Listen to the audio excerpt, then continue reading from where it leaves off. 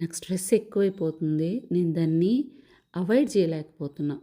నేను దాన్ని ఆపలేకపోతున్నా. అది అయ్యే పని కాదని నాకు అర్థమైపోయింది. నాకు మీ నుంచి హెల్ప్ కావాలి అని అడుగుతా ఉంటారు. పని, ఫ్యామిలీ రెస్పాన్సిబిలిటీస్, ఈవెన్ ఎక్సర్సైజ్, ఈ డెడ్‌లైన్ ఈ టైంకి కట్టాలి, ఈ టైంకి ఈ పని చేయాలి ఇట్లాంటివన్నీ అండ్ ఎమోషన్స్ ఇవన్నీ కూడా బాడీకి స్ట్రెస్సే ఒక రకంగా.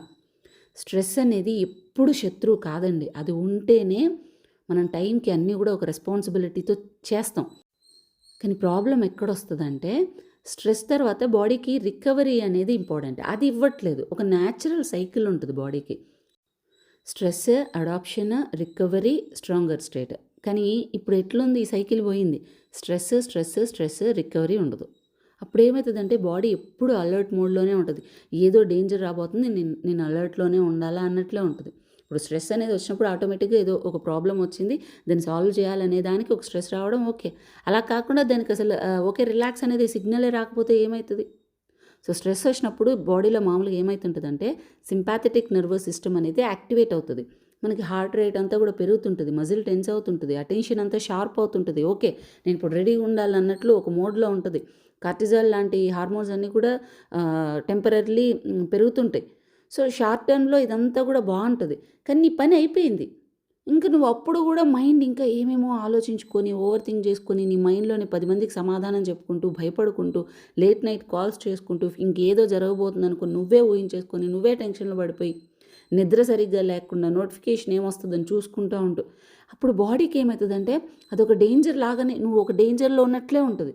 ఇప్పుడు రిలాక్స్ అవ్వాలి అనే ఒక సిగ్నల్ అనేదే పోదు. అప్పుడు క్రానిక్ స్ట్రెస్ అనేది స్టార్ట్ అయితది. రికవరీ అనేది లేకపోతే ఏమైతుంటదంటే స్లీప్ అనేది సరిగ్గా ఉండదు. డిస్టర్బ్డ్ ఉంటది. స్లీప్ క్వాలిటీ గనక తగ్గితే నువ్వు నెక్స్ట్ డే కూడా స్ట్రెస్ అనేది తట్టుకునే కెపాసిటీ తగ్గిపోతది. హంగర్ క్రేవింగ్స్ అనేవి ఎక్కువైపోతుంటాయి. నిద్ర ఎప్పుడు సరిగ్గా నీకుండదో ఈవెన్ క్రానిక్ స్ట్రెస్ వల్ల వీటన్నిటి వల్ల హై క్యాలరీ ఫుడ్ తినాలి, స్వీట్స్ తినాలి, సాల్టీ ఫుడ్స్ తినాలి. దీని మీద క్రేవింగ్ అనేది ఎక్కువైపోతది.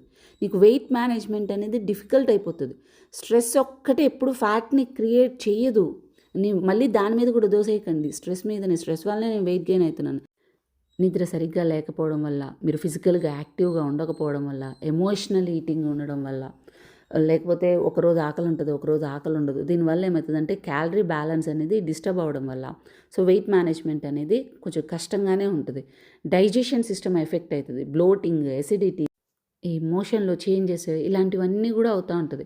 ఒక వర్కౌట్ మీరు ఎంత వర్కౌట్ చేస్తుంటే గూడా మీకు ఆ స్లీప్ అనేది సరిగ్గా లేకపోవడం వల్ల మీకు ఆ రికవరీ అనేది కూడా సరిగ్గా ఉండదు.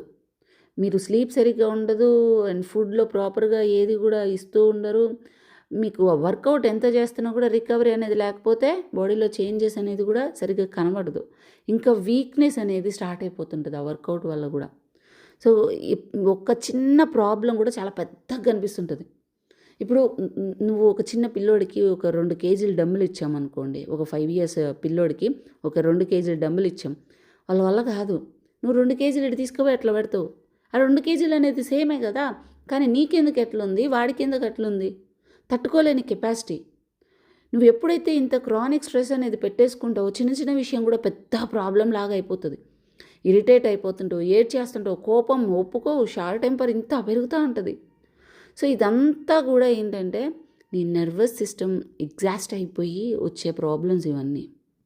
సో, రికవరీ అంటే నువ్వు అట్లా నేను ఫోన్ పట్టుకొని నేను సోఫాలో పడుకున్నా, నేను రిలాక్స్ అయినా ఇది కాదు రికవరీ. నీ ఫోన్ స్క్రోల్ చేస్తుంటావు గదా!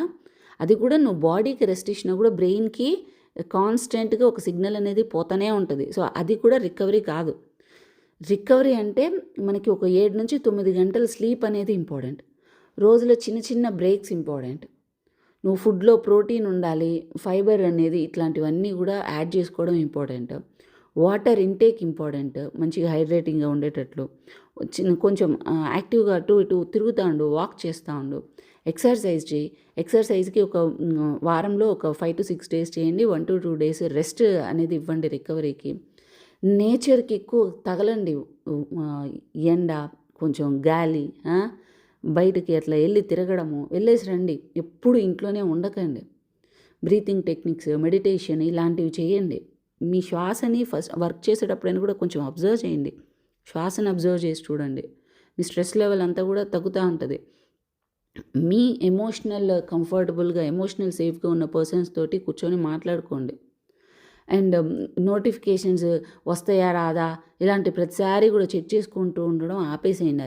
ఇన్స్టాలో కానీ దేంట్లో అయినా కూడా. వర్కౌట్ ఒక్కటే మజిల్ని స్ట్రాంగ్ చేయదు. వర్కౌట్ టైంలో కూడా మజిల్కి స్ట్రెస్ ఇస్తాం. కానీ ఫుడ్, స్లీప్, రికవరీ టైంలోనే మీరు ఏదైతే వర్కౌట్ ఇస్తున్నారో అదంతా కూడా అడాప్షన్ అనేది జరుగుతుంటుంది. సో సేమ్ మెంటల్ హెల్త్ కూడా అంతే. స్ట్రెస్ వచ్చినప్పుడు మనం వీక్ కాదు. స్ట్రెస్ నుంచి బయటకు వచ్చే స్పేస్ ఇవ్వకపోవడం, నెలల తరబడి అట్లా పుష్ చేయడం, దానివల్ల బాడీ ఒక స్టేజ్లో ఫెటిగ్ సిగ్నల్స్ అన్నీ ఇవ్వడం స్టార్ట్ చేస్తుంది. ఓకే. సో ఆయుర్వేద దాంట్లో చెప్పాలంటే మీకు ఆయుర్వేద లైఫ్ స్టైల్లో కూడా ఆహార, నిద్ర, విహార, దినచర్య ఇట్లా దీనికి ఇంపార్టెన్స్ అనేది ఇస్తుంది. సో రోజంతా పని చేయాలి ఇది మాత్రమే కాదు. ప్రాపర్ ఫుడ్ ఉండాలి, స్లీప్ ఉండాలి, నీకు రెస్ట్ ఉండాలి.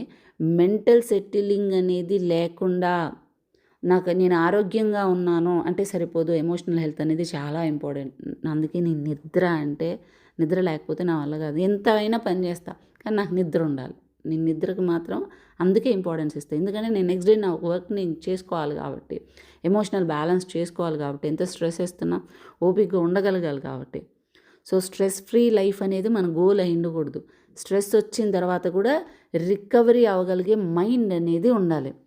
సో రెస్ట్ మోడ్ని లేజీనెస్ అనుకోవడం కరెక్ట్ కాదు. అది కూడా రికవరీలో మీ ప్రొడక్టివిటీలో ఒక పార్ట్.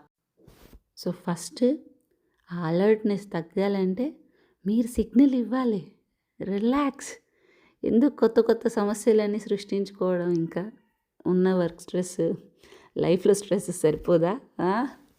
సరే, online weight loss training and lifestyle learning programme ఇలాంటివన్నీ కూడా మీరు తెలుసుకోవాలంటే 30 రోజుల ప్రోగ్రాంలో జాయిన్ అవ్వచ్చు. సో డైట్, వర్కౌట్తో పాటు ఎంతో మంచి నాలెడ్జ్ ట్రాన్స్ఫర్ అనేది కూడా ఉంటుంది. మీరు డీటెయిల్స్కి 8688092355కి వాట్సాప్ చేయొచ్చు. Thank you.